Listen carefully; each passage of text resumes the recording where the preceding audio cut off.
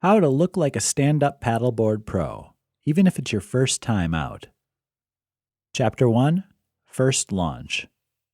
In the stand-up paddleboard community, SUP is used as a noun, verb, and adjective. This guide was written the same way.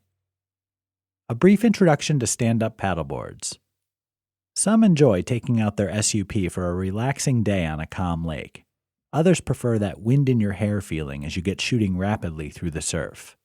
Still, others use their SUPs to get in and out of tight little fishing spots they could never reach with a traditional canoe or boat. Whatever reason you've decided to take up stand-up paddleboarding, this introductory guide will have you looking like a pro your first time out. Your SUP experience starts before you even get on your board. From the minute you begin transporting your board from your vehicle to the water, other paddlers are going to be checking you out. That means knowing how to carry your board barehanded the right way. If you have a lot of gear, you can use a wheeled cart or a paddleboard-handled carrier. Obviously, you'll have more success with your SUP if you can tell the nose, the front, from the tail or the back. And of course, understanding the different fin configurations and how to place them properly on your paddleboard is critical. You're about to learn all of this vital information. Once you get into the water, it's time to put up or shut up. So we'll show you exactly how to mount your board like a professional, how to get up and stay up, and exactly how to position your feet for the best SUP experience. By the way, you are going to get wet. Even professionals fall from time to time, so you'll need to understand exactly how to ditch your board. If you fall in deep water, it's vital that you know how to get back up on your board with no solid footing to support you. All of this information is covered in this introductory guide to looking like a pro paddler, even if you've never been on an SUP before. You're no doubt anxious to learn all the basic information you need to guarantee you have a fun and rewarding stand-up paddleboard experience without looking like a newbie. So let's get started. Chapter 2, Tips to get the SUP board to the water. You've bought the perfect stand-up paddleboard. It's loaded in your ride and you can't wait to hit the waves.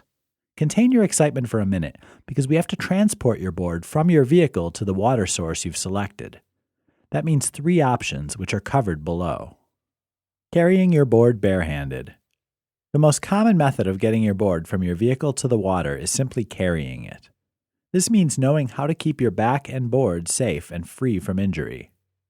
First, get your board out of your vehicle or off your carrying rack. A lot of boards these days come with a standard carry handle. This is usually located in the middle of your board. Grab it with your hand, holding the board at your side between your leg and your arm. But not all boards come with a carry handle. In that case, you need to use the head carry. This is great for carrying your board over long distances. It dissipates the weight of your board over your whole body, instead of placing it on one side. With the board in front of you, lift the tail end. Begin walking your hands along the rails or sides of your board, walking forward. Tilt the board up and into a balanced position on top of your head. If this is uncomfortable, slide the board to one side, letting the lower rail rest in the crook of your elbow with the board's weight against your shoulder. Using a wheeled carrier. Almost all SUP veterans use a wheeled carrier made specifically for stand-up paddleboards to get from the car to the water. These versatile board carriers come in all shapes and sizes and can be purchased conveniently online at just about any SUP retail shop. They oftentimes are equipped with storage for accessories, clothing, a cooler, and other gear. A wheeled paddleboard carrier instantly identifies you as a serious boarder. Transporting your board with a handled carrier. As we mentioned above, most paddleboards these days come equipped with a built-on handle. If yours does not, you can purchase straps and bands made specifically for attaching to your SUP and providing a convenient handle. These paddleboard carrying accessories are less expensive than a wheeled carrier and are designed to make transportation painless. Chapter 3, What End Goes Forward? Identifying your nose and tail. You may think that identifying the front of your board as opposed to the back is a silly topic to discuss. Actually, it isn't. Not all SUPers opt for fins on their boards. This makes it much more difficult to tell your board's nose from its tail. To confuse the matter, there are several tail designs, depending on what function you want your board to specialize in. An all-around board has a gently curved nose. A racing board comes to a point at the nose. Because of the multiple tail designs, it's sometimes hard to tell the front end from the back end of an all-around board. Still confused? Don't be. Most paddleboards are designed with either a single fin, multiple fins, or at least a fin box. These are located at the back end or tail of your SUP. How to position fins properly. Now that you know which way is up, let's get some fins on your SUP. Just like with surfboards, fins help you control your paddleboard. Configurations include 1, 2, or 3 fins. They are absolutely crucial when surfing, since they keep your board from sliding out from under you. They also make it much easier to track in a straight line on flat water. Basically, fins aid your board's stability. As we mentioned earlier, your SUP has what's called a fin box on the bottom side of its tail. Whether fins are made from nylon or fiberglass, they work the same way. The most common board design employs a fin tab and screw. You first drop the fin tab in the fin box, and using a Phillips head screwdriver, slide it all the way to the back of the box. Drop your fin into the slotted holder, then use your screwdriver to slide the fin tab forward until it contacts the fin. Tighten securely. As far as fin configurations, that's up to you. This is something you're going to have to play around with because there are literally hundreds of different fin designs, manufacturers, and materials. Each one can greatly affect your personal control and experience, and 2 identical-looking fins made of different materials may act differently. A really quick primer on fin setup reveals that a single center fin is probably all you need if you're going to have a relaxing paddle on flat, calm water. You definitely need 2 or 3 fins when surfing. Again, you're going to have to play around with your configuration to find out what works best for you. Chapter 4, just climb aboard. Right. Mounting your SUP from shallow water. The ideal SUP mount takes place in about knee-deep water. Lean down and place your paddle and your hands across your board's deck. You're aiming for a little bit forward of the center of your board. The deck is the area on your board designed for better foot control and traction. Straddle the board in a sitting position or balance on your knees. You can also lay face down in a prone position, with your paddle between you and the board. Paddle out to deeper water. You do this to prevent injuries if you fall.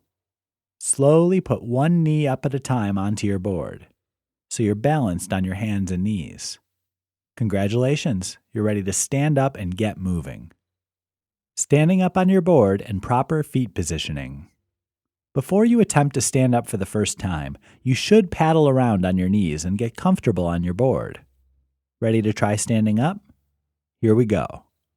Lay your paddle across your board with your hands on top of it. Slowly rise from your knees to your feet one at a time. Pick up your paddle, rise slowly and gently. Proper feet placement. On calm water, find the center of your board. Stand looking forward with your feet in a parallel stance. This gives you a lot of stability and also feels comfortable as well. You'll know you found the right spot if the first couple of inches of your board are up out of the water.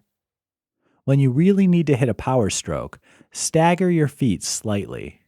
Your leg opposite the paddle should be in front of your paddle side leg. When you take off on a wave, move your feet back from the center slightly. Most of the time you'll be centered over your board, standing tall with your feet equally parallel to the board. Now get paddling. Chapter 5. Just jump off it, right? How to bail out correctly and safely. Yes, there are both right and wrong ways to fall off your SUP. Aside from providing great times on the water, your stand-up paddleboard is big and heavy, and it can downright hurt you if you're not careful. Imagine falling, hitting your head on the board, and blacking out. The consequences aren't pretty. So let's discuss the correct way to fall off your paddleboard. Never ever dive headfirst into the water when you fall off your board. Unless you know you're out in deep water with no structures below you, this is not a good idea. When you're surfing, You're cutting left and right, slashing through the water and changing directions quickly. You may not have any control over how you fall. If at all possible, push away from your board and other surfers. If you notice that you're losing control of your board and a fall is inevitable, make sure you go in butt first in shallow water. Never try to catch your board as you fall. Pushing clearly away from your board to the side, take a deep breath before you enter the water and return calmly to the surface. The number one lesson about falling off your board is to wear a leash. Many SUPers have fallen off a board, pushing it away from them as they hit the water. When they resurfaced, their expensive board was dozens of yards away, with the current taking it off into the distance. Don't let this happen to you. Wear a leash. Mounting your board after falling in deep water. Approach your board from the side. Place both hands on top of your board and pull up onto your chest. Swivel your body so you're laying on your board lengthwise.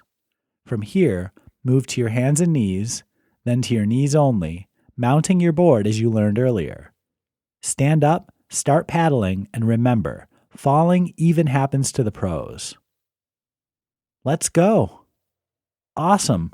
You now have all the information you need to look like a professional on your board, even if you've never been on an SUP before. You can confidently transport your board from your vehicle to the water, mount your board, stand up the first time, and enjoy the day.